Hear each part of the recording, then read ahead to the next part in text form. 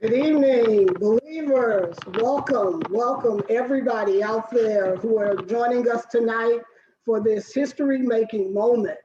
In St. Louis, we are making a lot of history this week, and tonight is no different.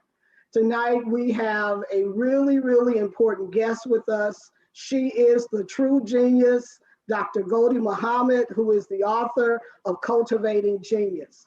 Now, before we get started with Dr. Muhammad, I just want to go through a few housekeeping kinds of things. There will be an opportunity for all of you to ask questions. We'll have a question and answer period later on. If you're on the Zoom platform, just enter your questions in the Q&A box, and you can start doing that immediately because I know all of you have already read Cultivating Genius and you have questions and you're ready to go. If you're on the Facebook platform or the YouTube platform, simply put your questions in the comment section. And even if you just want to bear witness to something great that I know Dr. Muhammad is going to say, share that in the comment section as well. Tonight's conversation, we hope, will be an introspective one. This experience is a collaborative effort between St. Louis Regional Literacy Association, which is a chapter of the Missouri Literacy Association, St. Louis Black Authors of Children's Literature, and Turn the Page St. Louis. Tonight's event is also sponsored by the generosity of the Robley Foundation and our friends at the Opportunity Trust. And we just want to say thank you to them. My name is Julius B. Anthony, and I'm your host. Of course, I'm a believer. And welcome, Dr. Muhammad. Thank you for being with us. Thank you, Julius. I'm so happy to be in your presence and company and all this beautiful work you all do. Thank you. Thank you. I want to take an opportunity to read your bio to our audience. I can't believe any of them don't know you, but they may not know all of the awards that you've won. So I want to share some of those. Is that okay? Sure. I don't think I would have a choice, would I? Okay, right. Dr. Gholdy Muhammad is an associate professor of language and literacy at Georgia State University in Atlanta, Georgia. She serves also as the director of the Georgia State University Urban Literacy Clinic. Dr. Muhammad's scholarship has appeared in leading educational journals and books. Some of her recognition include the 2014 recipient of the National Council of Teachers of English Promising New Researcher Award, the 2016 National Council of Teachers of English Janet Emick Award, the 2017 Georgia State University Urban Education Research Award, and the 2018 University of Illinois at Chicago College of Education Researcher of the Year Award. She is the author of the best-selling book, Cultivating Genius, an equity model for culturally and historically responsive literacy. So we know you are a researcher, but here's what's really exciting and important to me. Dr. Muhammad is actually the representation and the continuation of the greatest of our Black educational thought leaders that have been with us over history. We can look at people like Dr. Juwanza Kunjufu, Dr. James Comer, Dr. Asa Hilliard III, Dr. Janice Hale Benson. Dr. Muhammad is in that group. She is the continuation of that work. And so tonight we want to have a conversation about Dr. Muhammad and how she came to be the person that she is. One of the things I know for sure is that she has some connections to St. Louis and to Cahokia. And so you have a lot of friends on the platform tonight from St. Louis and Cahokia. And I had shared with Dr. Muhammad earlier that every person that I know that knows her and knew her back in the day, they all had the exact same thing to say about her. They said that they knew from way back when that Dr. Muhammad was going to do something exceptional in the field of education.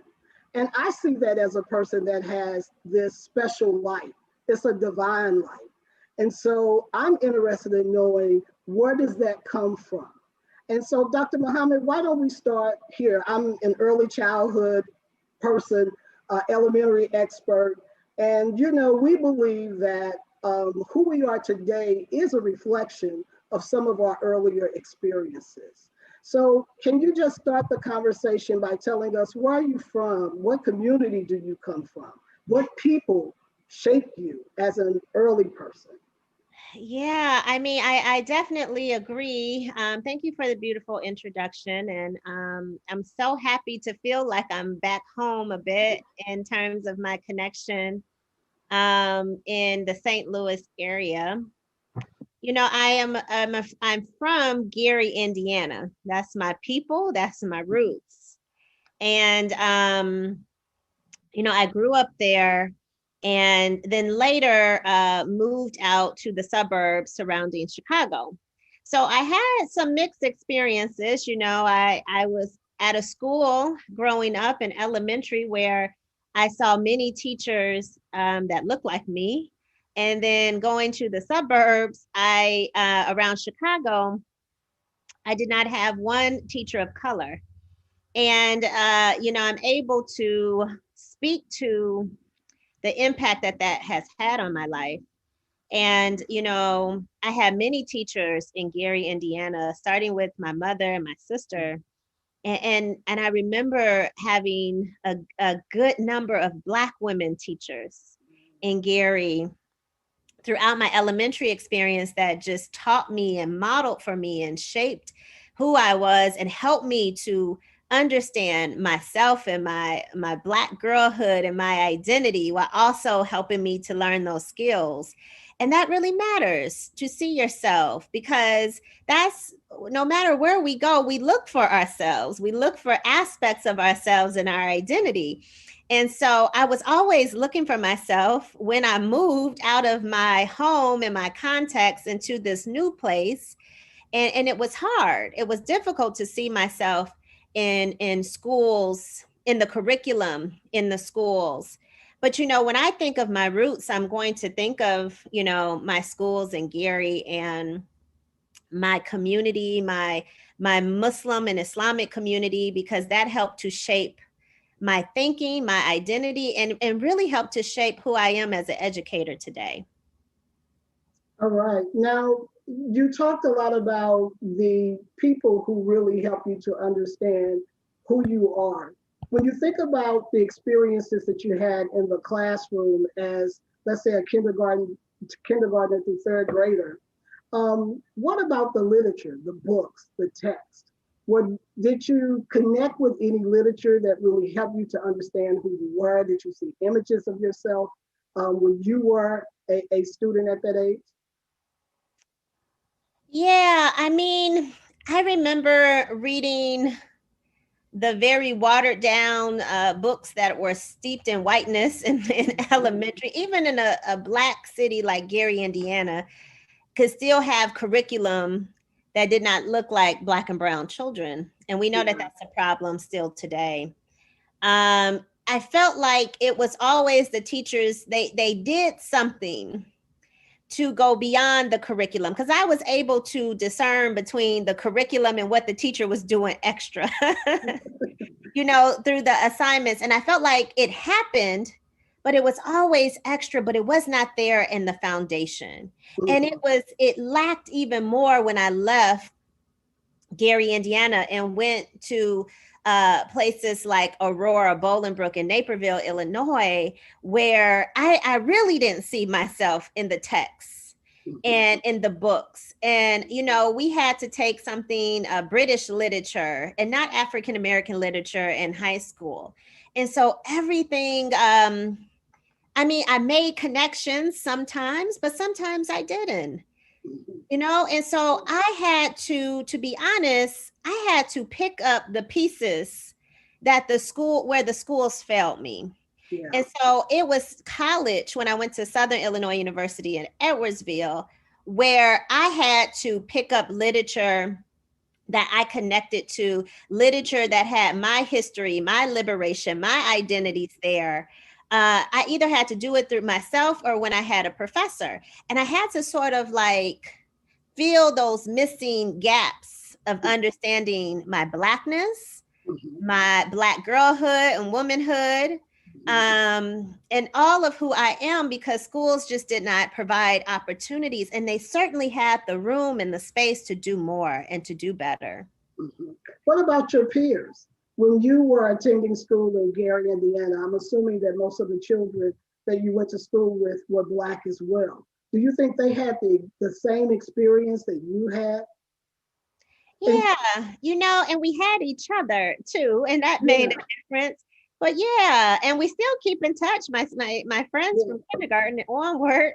And so it was a difference. Even in Gary, I had white teachers in Gary and Black teachers, but we felt the difference. And we felt that when those teachers went above and beyond and gave us the imagination and the experiences connected to our history, Mhm. that was felt and Mhm. understood. And I'm so glad they did that, Yeah, because I had somewhat of a foundation and a protection when I went to middle school and high school where I did not have those experiences. okay, yeah. I asked that question because I know that sometimes some children, when it's an all Black situation, experience the learning situation differently. Even if you have loving teachers loving on you, some children don't feel that love.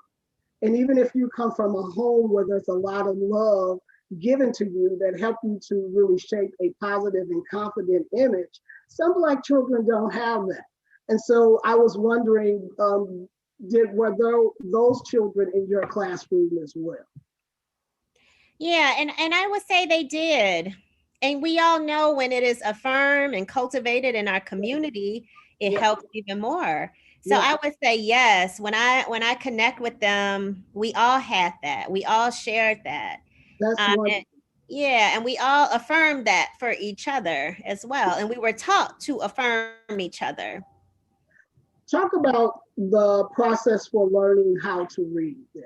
When you were in elementary school, what was that process I remember having what they call today decodable text. like? Mhm. And what we know about decodable text, I remember seeing like images of characters and farms and situations that I didn't have a direct connection or interest to all the time. I looking back now and thinking about the text that we read, and when I was learning how to read, I always loved books. Mhm. I would my mother would like give me like, well, if we go to the Salvation Army or somewhere, she would like give me an unlimited book budget, and I would like ball out with books. That age, I wanted books around me. Um and you know and we were always reading, but the books in school, again, unless the teacher went above and beyond and brought in different kinds of texts, those programs I remember were just so like, it was such a formula to it, and I never Mhm. really saw myself, but I followed along because that's what we did, right? Right. Absolutely. But Absolutely. I don't have many experiences having relationships with text and Mhm. significant, meaningful connections with text in Mhm. schools, unless it was like those few times where the teacher or the librarian connected a book to myself or to my own life, or if I went and found that book for myself. That was when it happened. And Yeah. so I remember being read to a lot at home. Mhm. Um, I remember us having lots of time for literacy. I remember us having art and music and other multimodal learning, Mhm. which supported, I felt like, me learning how to read, not just learning how to read, but loving reading as Yeah. well. Yeah. You know, thank you for sharing all of that. I think that your experiences really help us to understand your perspective and the philosophy that you have created under Cultivating Genius, particularly your perspective on the whole idea about the pursuit of criticality. Uh-huh. Can you talk more about that? Because it sounds like your experiences are aligned with that particular perspective. And so, did those experiences help inform your thinking around criticality? Hmm. So, first I need to say I felt like I chose teaching at one point in my life as an adult, but I felt like teaching always chose me. Mm, I gotta say, I remember studying, even as a young child, studying the teacher's instructional moves. yeah. And I remember them. And like I would think, like, why would the teacher do this even in high school? Like, why in my high school, some of my high school friends were the student teachers because I wanted to learn from them. And even when playing school with my little brother, I didn't realize it, but I would spend hours creating curriculum just to teach him, Mm, my older brother, who probably already knew. But I wanted it to be fun and engaging. I've always had a focus, on curriculum and engaging kinds of learning. And so mhm, I say that because I have experienced in points in my life where I was in Gary, Indiana, and I was in the suburbs, and in between, I went to an Islamic school. mhm, And each and every moment, I was sort of data gathering. I was collecting data on these schools and what they were able to do for me and what they weren't able to do. And I was studying the teachers and what they did to engage my mind and my heart, my spirit. Again, I have the language now more so than I did back then.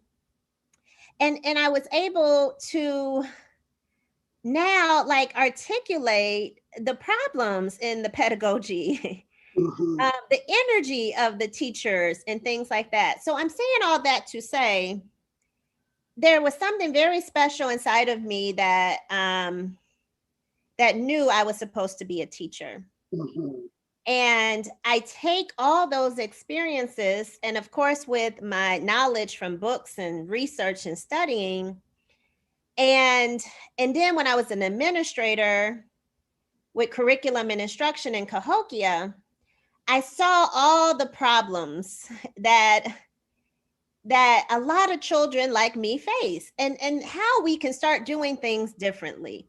mhm, And so, in all of my experience in my own education, and then as a teacher, as a coach, and as a school district administrator, I said, it's time for a different way. And I mhm, started to feel sort of like intellectually confined, like this cannot be it. We have to do more and better.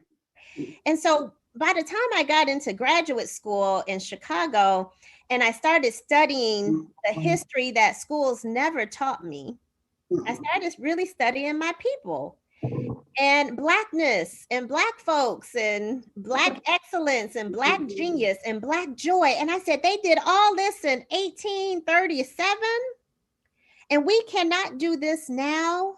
mhm, And so that research took me to look at what were their goals of education. And they had goals much more advanced than we have in 2021. They had in the early 1800s. mhm, And criticality was one of those goals. Now, criticality is the ability to name, understand, critique, disrupt, hurt, pain, and harm, oppression in the world, to make sure that your voice is centered and to self empower yourself and to make sure you're creating a better humanity for everybody else. Now, for Black people, that has always been on our agenda. We have always had agendas of liberation. We didn't have a choice, mhm, but not just the liberation for ourselves, but the liberation for others. And so, if we only taught like what our ancestors taught us to do, then we would have different schools. We mhm, will have more beautiful, more mhm, culturally responsive mhm, schools where we are preparing all children, but uniquely Black, Indigenous, and children of color, to know themselves, to love themselves, and to have confidence where they don't have to overcome so much from our system. Mhm. So, Dr. Muhammad, how do we help teachers then today understand their purpose? You know, when we have these kinds of conversations, teachers are looking for strategies. You know, what kind of strategy is Dr. Muhammad going to give me to help me make sure that my kids have those reading skills, those literacy skills, all of those kinds of things. But what I hear you saying that it starts from another place. It starts from a deeper place inside. It's about also understanding your purpose. So how can we help teachers to get that part of the learning experience? Well, it's a little problematic to ask for the strategies first. If Yeah. I can go into my therapist and say, what should I do tomorrow? They'd be like, you got some work to do internally first, right? Right. Yeah. And I don't care who you go to. You could go to a church leader. You got some work to do first. Absolutely. So before I give you the strategies and the supports for your hand, first I have to make sure you have the mind work, the intellectual work. See, we have been, those of us who are teachers, we have been educated mostly in the theories of Vygotsky, Dewey, Piaget, reading sciences, and Maslow. And we have learned from so many white theories, and then we wonder why we struggle to teach Black children, because you have not learned from Black theorists like Mary McLeod Bethune and Anna Julia Cooper and Carter G. Woodson and Elizabeth Flood and Clara Muhammad. If you learn from them, you learn how to teach the children better. So first you got to read. You got to unlearn some stuff. You got to read Toni Morrison and James Baldwin. They should be at the center of teacher preparation, but they're not. We have been trained by methods. We didn't have courses to be intellectual in our thinking and in our theorizing. The next thing, or at the same time, we need to work on our hearts. You know, we still say a lot of deficit things like calling students non-readers, can't read. They, you know, that's not, Julius, what professionals say. My ENT doctor doesn't say, Gholdy, you can't breathe. She says, Gholdy, you struggle breathing through your nose at night, because she's a professional. But that's what I hear. If she would have said, I can't breathe, that's just simply not true. Our students can read. They struggle with reading print text, perhaps, or decoding. We need to talk like professionals. We cannot just say things like, they can't read. They can read you up and down. Have you met a child like that? They can read their social context. That's reading. It's a different kind of reading, but it's reading. Indeed. And so when we get the mind and the heart right, the love for our children, you got to love us. And I'm talking about a critical love. A critical love means that every day you work toward our anti-oppression, that you're working to make sure we are not marginalized, misrepresented. That's critical love. Giving us curriculum or books or pencils, that's not necessary. That's just love. We need critical love. And if you, I want to be clear, dear educators who are listening, if you are teaching skills only to Black children, as an example, you're not doing right by them fully. We have said many and many time again that Black children need a little bit more. Indigenous children and children of color need a little different. And I can argue that all children need the same pursuits connected to those skills. We're not in a skills only world. And so when you teach skills that are decontextualized to students' identities and genius and joy and their worlds, and then you'd wonder why they're not retaining the information, is because you haven't made it responsive to who they are, connected to who they are. And so you should expect some students to not respond to that, because it's against their heritage, it's against their bloodline. You must teach to who they are and the souls of our people. Now, Dr. Muhammad, I'm from the Baptist church. And did you see my head going like this a lot? I already knew you were from the Baptist church.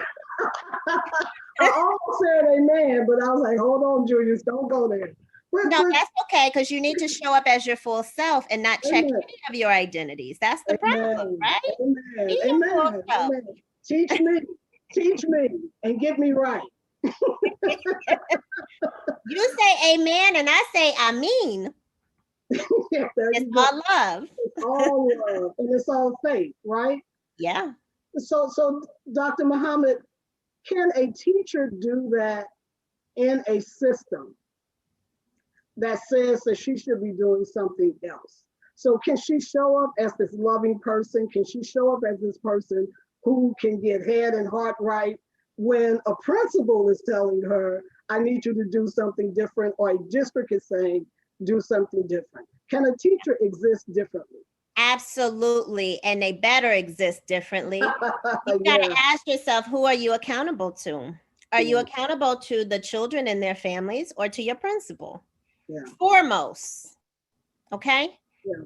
If you are foremost accountable to your principal, you're going to struggle with what I'm saying. Mm. But if you are accountable to those families, you got to imagine, Julius, somebody trusted you with their child. That's the most precious thing. Someone trusted you with that child. I'm going to say it one more time. Someone trusted you with their child. Yeah, yeah. And if your principal, you see, we when we lose our purpose and why we're doing this work. Mhm. See, I was not accountable to my dean. My goal was not to get tenure at a university. My goal was to do right by communities and schools. And if I get tenure along the way, okay. And if I don't, at the end of the day, I can say I did right for those children in their schools. Because, see, I'm accountable to something different than just my dean or just my school principal. So, in my model of cultivating genius, I talk about 5 pursuits. Mhm. 5 learning standards, but Black people did not call their goals learning standards. That did not come from Black communities. We call them pursuits. Isn't that a more beautiful word, Julius? No doubt, no doubt. Like, do No doubt. you want a pursuit or do you want a standard? See, a standard has a ceiling, a stopping point. Yeah, yeah, And a pursuit means I'm learning this for my life, for yeah. self-determination and self-reliance and self-empowerment. Mhm. And they had 5 goals. They said every time you learn, you teach a child, you help to cultivate their sense of identity. How is your lesson or unit plan helping a child to learn something about themselves? Yeah. Affirm themselves, love themselves. The second goal is skills. What in this case, we're talking about literacy. So, what literacy skills are you teaching? Mhm. Number 3 is intellect. What are students becoming smarter about? See, Mhm. we would like work with teachers, reading teachers, and they say they became smarter about fluency. That's a skill. Exactly. What are Amen. they reading about? They're not becoming smarter about decoding and citing textual evidence. And so that the intellectual goal means that I'm learning this with a purpose. Mm. The 4th goal was criticality. How is your teaching and learning connected to justice and Mhm. helping students to critique systems of power and injustice and inequities? And the 5th pursuit is joy. Mm. How are you elevating beauty and truth and happiness? Mhm. Now, elementary teachers, they are the ones for joy. It's usually the people in middle and high school where the joy just kind of fades away a little bit. Sure. But Julius, if we go back to your question, your principal is asking you to do one of those things. Which one? Skills. Yeah, yeah. I'm asking you that it's almost like we're operating at a 20% proficiency level of proficiency as a system. Out of the 5, we're only doing 1. That's 20%. Mhm. Mhm. Now, when we wonder why we have 20% proficiencies, is because we were always teaching at a 20% level. You've been Mhm. teaching these skills that are so devoid and so boring and so disengaging. And then when Mhm. students do not achieve at a levels, it's because we have always been at 20%. So if you have a principal who's asking you to do 1, and then I'm asking you to do 1, 2, 3, 4, 5, you're still giving your principal 1, but you're going above and beyond. And that should be celebrated. Mhm. Mhm. Dr. Muhammad, talk about your research because everything that you just shared, a lot of it I know comes from your research. The things that you learned about how teaching was happening with Black children in the 1800s. Can you talk a little bit about that and how that connects to the philosophy that you just shared, the head and heart philosophy? Yeah. So, we look at proficiency numbers all the time as literacy folks, right? Yeah. Something's not right. Either the test is jacked up or the system is jacked up, or Yeah, both. yeah, yeah. It cannot be the child when we have no examples Mm-hmm. of like across the largest urban cities. They should be excelling. Why is that? I thought. Mm-hmm. And I got tired of it. And we all should be tired. As a matter of fact, we should all be enraged thinking about literacy and what schools are not doing, what communities may Okay, be stop, doing. Dr. Muhammad. Okay, you gotta Amen. stop me. Hey, I gotta say amen. I just want to throw that in there. Go on, keep going. Be You your quick told me to show learner. up as me. I'm You're sure. quick learner. Go Yeah. ahead. So, it's like we all should be enraged, and people without children should be outraged. People, everybody, community, the people that work at the bank, everybody. This is a community effort. Amen. Yeah. And so, that led to my research. And I started studying in the 19th century. I started studying Black readers and writers and thinkers. Mm-hmm. And I just fell in love. Julius, I would read about our ancestors. It was a mixed emotions. One, I was a little upset that no one taught me this before. Mm-hmm. Every Black person goes through that. Yes. Right. When we learn something, we like, why did nobody teach us this? Yes. And then mixed with that upsettedness Yeah. was pure love. I was falling in love with my people. I would write poetry back to our ancestors. Wow. And what they were doing. So I would read this is my research. I would read all these historical artifacts and archives, and I would just fall in love. I was living in Chicago, so I would go to the Harold Washington Library and go to the top floor, and they had a reading room, and you couldn't bring anything inside, and they would bring out the documents that our ancestors wrote on a pillow, and you couldn't even touch the pages. They like, all you could do is look. Don't drool over the pages because they were precious primary source documents, right? And so I would just read and fall in love. And it was like our ancestors were guiding me. They were moving me into these different goals or pursuits that I mentioned, and they were giving me the playbook for education.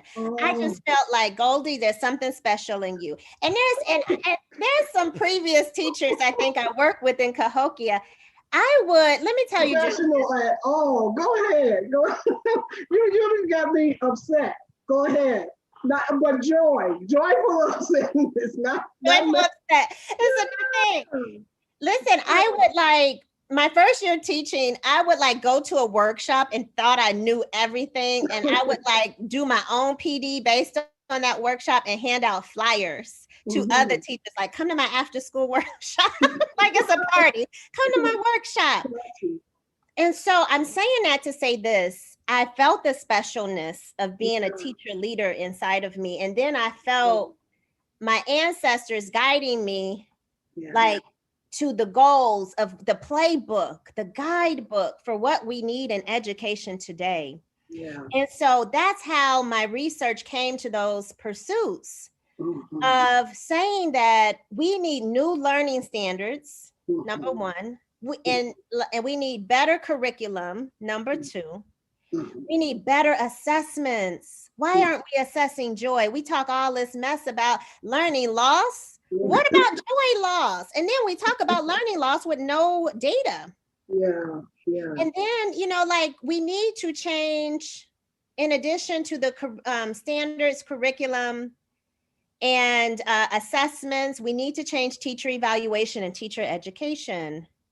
And so I felt like through my research, I was guided toward these 5 pursuits that will help to reframe a whole system that reframes curriculum, standards, assessment, teacher evaluation, and teacher preparation.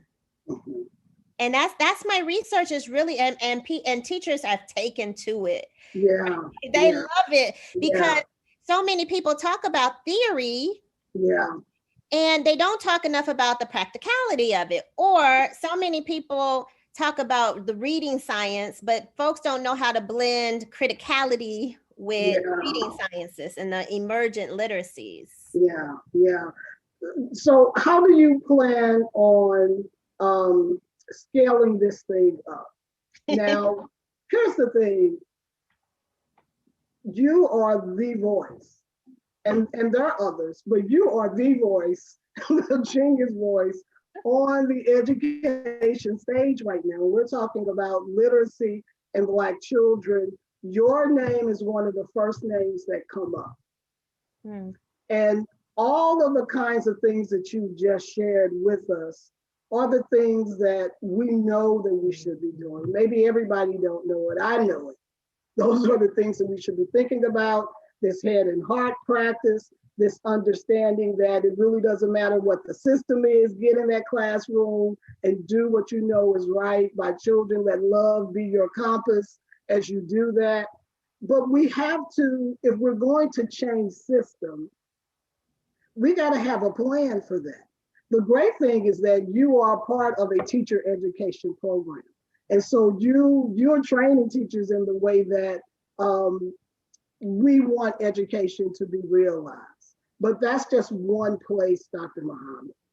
And so our challenge is, how can we get this to be a broad-based understanding? Have you thought about that? Yeah, that's all I think about. I'm like the educational hustle man. Like, what you need? You need interview questions. You need a plan for our U.S. public schools. That's me. That's all I do is write out a plan. And I can tell you some parts of my plan. Good. First of all, I want this to be very clear. At the U.S. Department of Education level, with our Secretary of Education and those who work alongside of him, it's very clear to me. The first thing we need to do is create a better set of learning standards. The Common Core is not common to Black folks and not at our core.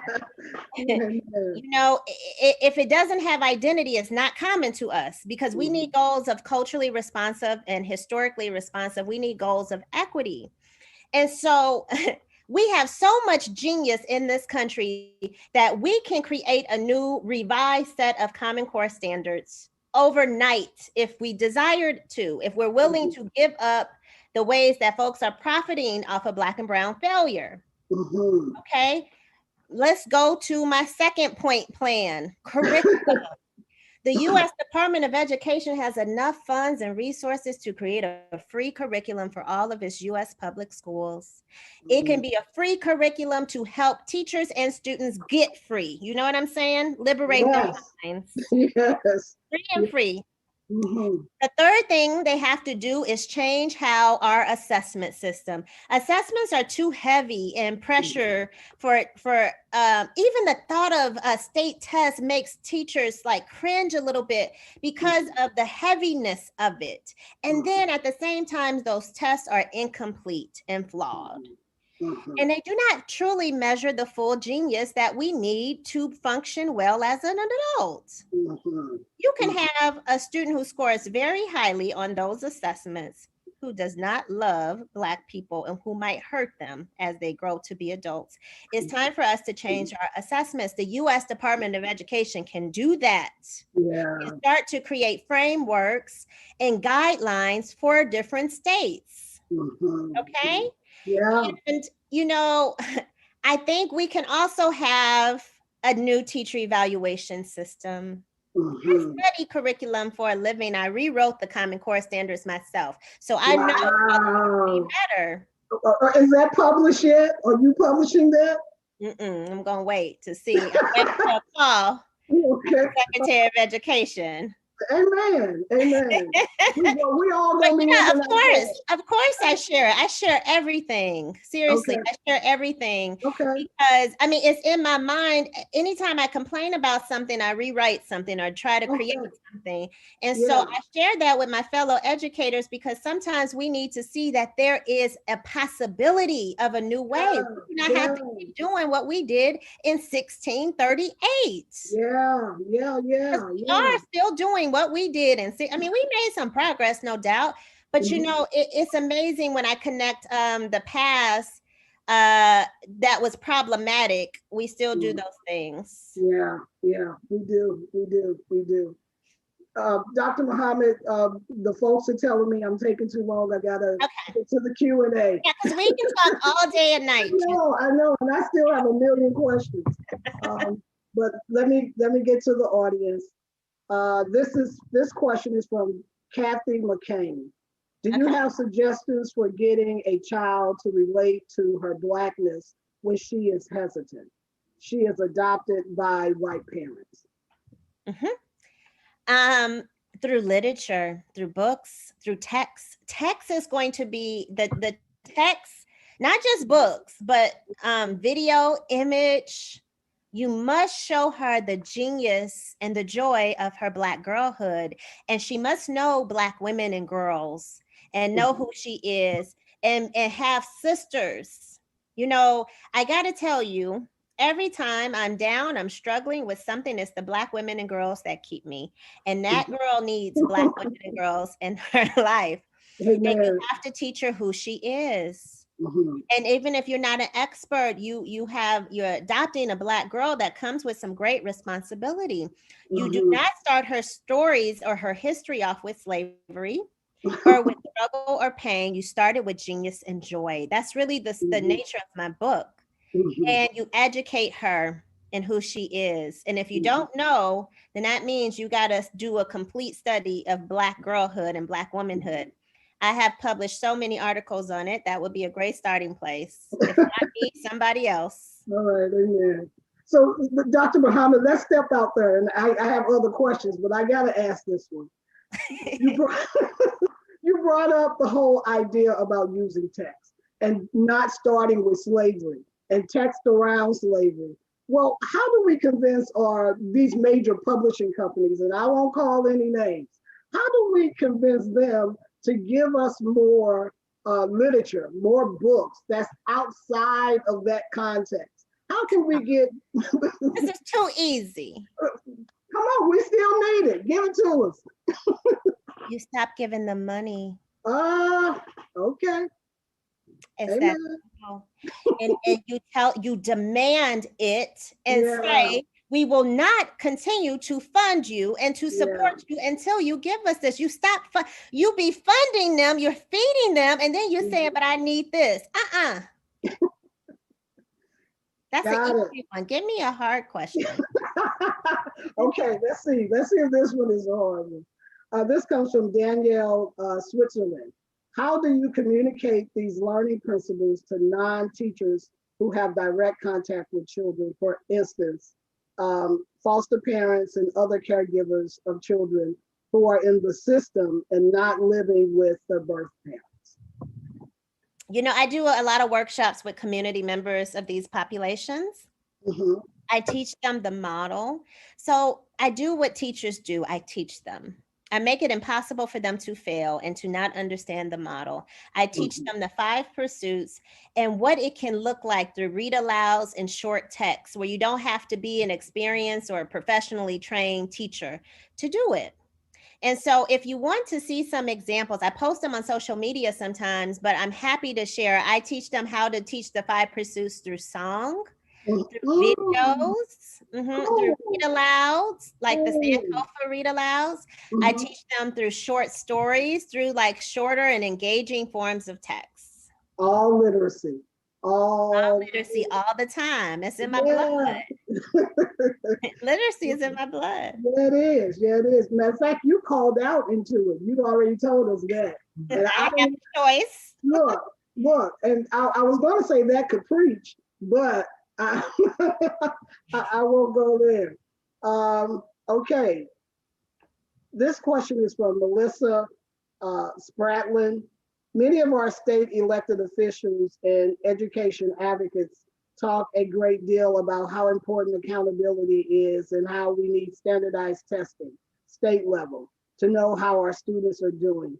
Would you share any thoughts about this? How do we have productive discussions about this? You talked about the federal level. How can we get our state level, our state departments of education to understand this as well? And I know one of the things that you might say, once we check at the federal level, all of that changes at the state level. But go ahead. Maybe, I do stuff at all levels. We cannot wait for the national level to come knocking at our door. I don't wait for the state people either.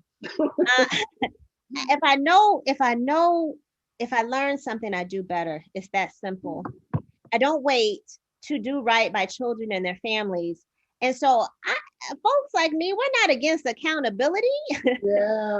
I want us to mandate justice and fire those teachers that do not love our children well enough to teach them with excellence. So you can say that I love me some accountability. And I don't have a problem with testing. As I said, I have a problem with testing as it stands. And so, people only talk about standardized testing because skills is all they understand. They don't understand the complexity of racialized identity and gender and sexuality and all these other things that help to shape a child's self. And so because they don't have a handle on it, they're not going to mandate it. But they can get scholars in that will help them. And so my advisement is the same. If you're talking about a state level, let's take it down to the superintendency. Superintendents have a lot of power in school boards. They can do the stuff that I am advising at that level. It's like we use it as an excuse to wait for the state or the national government to do something. You can teach excellence right now. You can teach identity, skills. I'm going to break it back down for you. Intellectualism, criticality, and joy tomorrow. Who are we waiting for? Why are we waiting for permission? We're waiting for ourselves. That's what we're waiting for. Ourselves. We're waiting for ourselves. Let me take one more question, and then we're going to wrap up our conversation and move to the next thing. This is an interesting question from Kathy McCain. How do you encourage white teachers to get on board? Well, Kathy, it's just not white teachers that need to get on board. It's a lot of people. We got to say that first. And sometimes I debate with my skin folk. Yeah.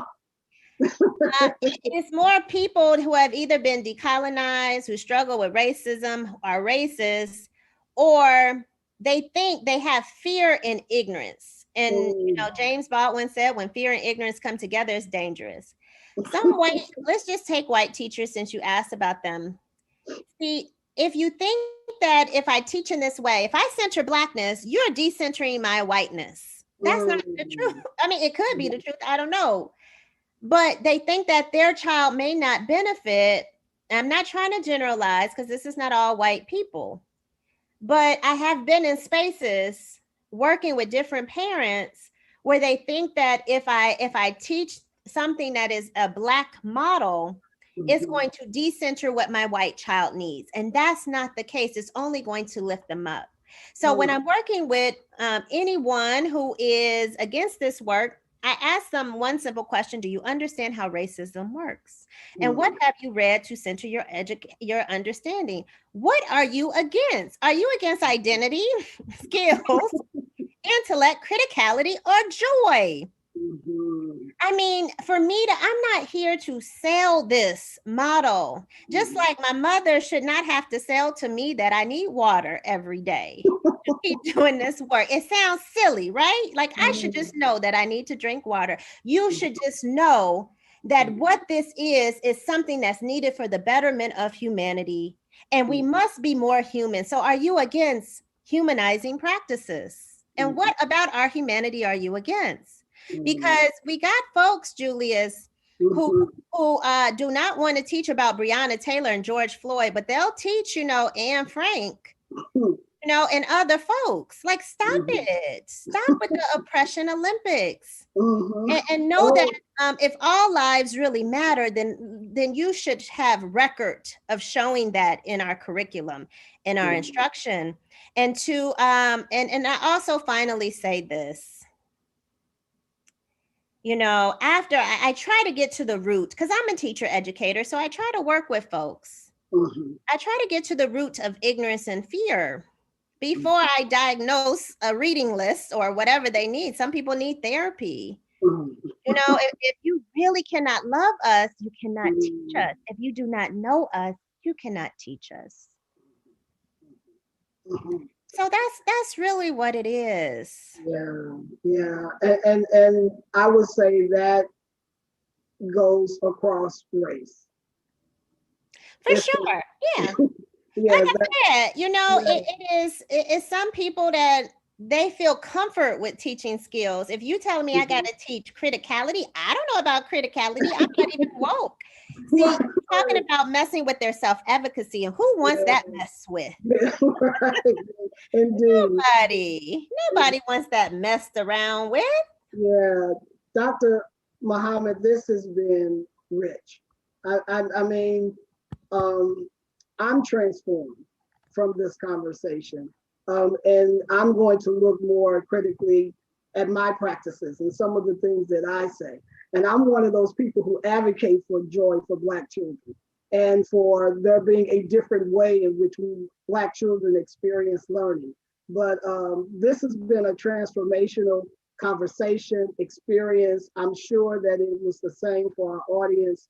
Leave us with that one thing that you would want all of us to walk away with from this conversation. What would that be? I would, it's hard. One thing. I know. I want to say it's possible. When you feel like there's nothing, achievement, you're hitting a roll. Trust me, it's time for a new way. I have the recipe, if that's what you want to call it. I have the guidebook and the direction. Our ancestors, so many of us have it. It is possible. And the last thing I would say, it's important. Love must be at the center of this. And we need each other because transformation does not happen in isolation. We need each other. We need to build upon each other. We need to hold each other accountable for our thinking and our actions and our practices and all of that. And we need each other to build and to disrupt and dismantle. So I'll just say that. I know it was 3 things instead of 1, but We need it all. Thank you so much. Thank you for being with us. Thank you for taking this time. Thank you for giving of yourself and helping us all to be better human beings. Thank you for helping us believe, because that's our thing. And everything that you share with us tonight helps us to do just that.